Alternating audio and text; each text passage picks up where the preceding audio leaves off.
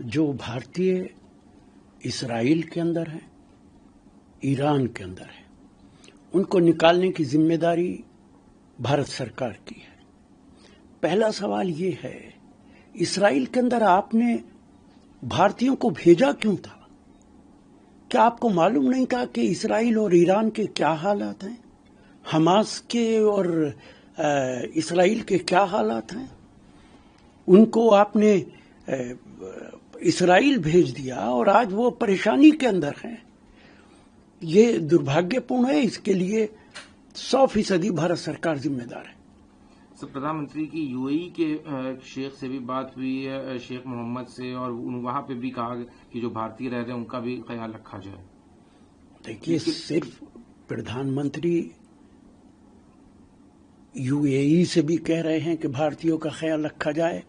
سوال یہ ہے کہ دیش کا پردھان منتری ابھی تک کیوں خاموش ہے کہ ایران، جس سے ہماری پرانی دوستی رہی ہے، جو ہمیں ہر موقع پر ہمارے ساتھ کھڑا رہا ہے، آج اس ملک کا ایک ایسا نیتا جس کی فالوئنگ پوری دنیا کے اندر ہے، اس کو اسرائیل جیسے آتنکی ملک نے شہید کر دیا، اور ہمارا پردھان منتری خاموش ہے۔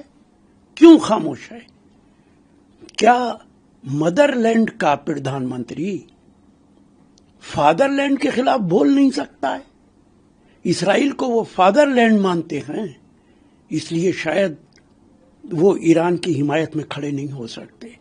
اور میں یہ سوال پہلے بھی اٹھا چکا ہوں، جب پردھان منتری اسرائیل میں تھے، عام چرچا تھی اسرائیل کے اندر، عام آدمیوں میں یہ چرچا تھی کہ بھارت کے پردھان منتری جیسے ہی اسرائیل چھوڑیں گے، اسرائیل ایران پر حملہ کر دے گا۔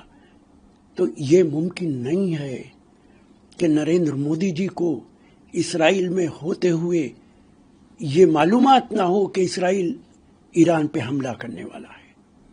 اگر آپ کو معلوم تھا اور آپ کی نیتن یاہو سے اس بارے میں بات ہوئی تھی، اور ہمیں شک ہے کہ آپ کی بات ہوئی تھی، تو بھارت جاننا چاہتا ہے آپ کی کیا بات چیت ہوئی تھی۔ نیتن یاہو سے ایران کی جنگ کے بارے میں کس طریقے کی بات چیت آپ نے کی تھی، دیش کو بتائیے۔ اور اس پہ اگر آپ خاموش رہیں گے تو دیش کے اندر اور شک پیدا ہوگا۔